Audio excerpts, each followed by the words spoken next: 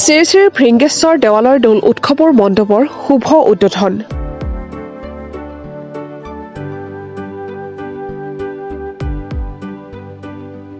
কামৰূপ জিলাৰ বংশৰ অভয়পুৰীয়া পামত শ্ৰী শ্ৰী ভৃংগেশ্বৰ দেৱালয়ৰ দৌল মণ্ডপৰ শুভ উদ্বোধন।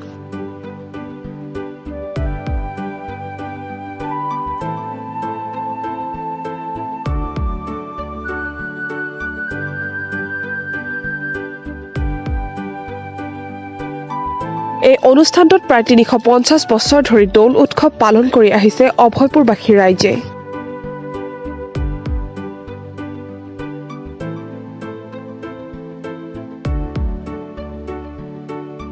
এই অনুষ্ঠানত উপস্থিত থাকে অসমৰ মুখ্যমন্ত্ৰীৰ কৰ্তব্যৰত বিষয়া হেমন্ত চৌধুৰী আৰু হাজো শুৱালকুছি সমষ্টিৰ প্ৰাৰ্থিত্ব প্ৰত্যাশী দেৱব্ৰত পাঠক তথা সমূহ ৰাইজে। সভাপতিত্ব কৰে বিশিষ্ট সমাজ সেৱক ভূপেন কলিতাই। নিশাৰ ভাগত নাট পৰিৱেশন কৰে শংকৰজ্যোতি নাট্য পৰিষদে। আজি আমি প্ৰায় ৩৫০ বছৰ আগৰে পুৰণি আমি ইয়াত দৌল কৰি আছিলোঁ। আমাৰ আজি ইয়াত নতুনকৈ এটা নৱনিৰ্মিত দৌল মণ্ডপ নিৰ্মাণ কৰা হৈছে।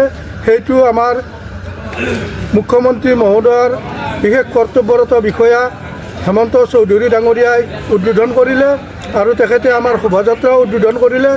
এই মণিকূট আমাৰ দৌল মণ্ডপটোৱে আমাৰ বংশৰ অভয়পুৰীয়া পামবাসী ৰাইজৰ এটা মনত পুহি ৰখা আশা আজি আমাৰ মাজত উৎফুল্লিত হৈছে। এই আশাৰে আমি আজি আমাৰ দৌলৰ প্ৰথম কাৰ্যসূচীত আমি প্ৰথমতে আমি দৌল মণ্ডপটো উদ্বোধন কৰিলোঁ, পতাকা উত্তোলন কৰিলোঁ, স্মৃতি তৰ্পণ কৰিলোঁ। বিভিন্ন ধৰণৰ আজিৰ দিনটোৰ কাৰ্যসূচী আমি আগবঢ়াই নিছোঁ। এতিয়া আমাৰ শোভাযাত্ৰা চলি আছে। শোভাযাত্ৰা আমাৰ ভগৱান শ্ৰীকৃষ্ণক লৈ আমাৰ গাঁৱৰ মাজেৰে শোভাযাত্ৰা চলি থাকিব। তাৰে পিছতে আহি আমাৰ শ্ৰীকৃষ্ণৰ মূৰ্তি আমাৰ দৌল মণ্ডপত উপবিষ্ট হ'ব আৰু আমাৰ ভেলাঘৰ দাহন হ'ব। ভেলাঘৰ দাহনৰ পিছতে আমাৰ পূজাৰীয়ে পূজা অৰ্চনা কৰিব। তাৰপিছত ৰাতি 10 বজাত আমাৰ শংকৰজ্যোতি নাট্য দলৰ দ্বাৰা নাট্য অভিনয় হ'ব। এই আজিৰ দিনটোৰ আমাৰ কাৰ্যসূচী আছিল এনেধৰণৰ।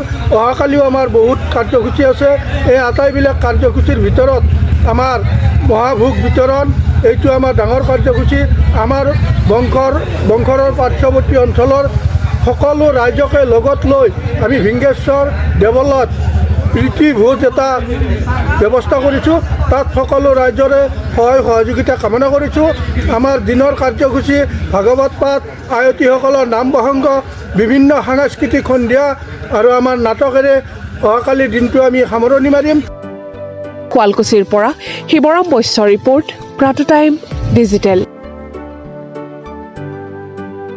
শদিয়াৰ পৰা ধুবুৰীলৈ, বৰাকৰ পৰা ব্ৰহ্মপুত্ৰলৈ সকলোৰে মাজত চিনাকি এটা নাম প্ৰাতঃ টাইম।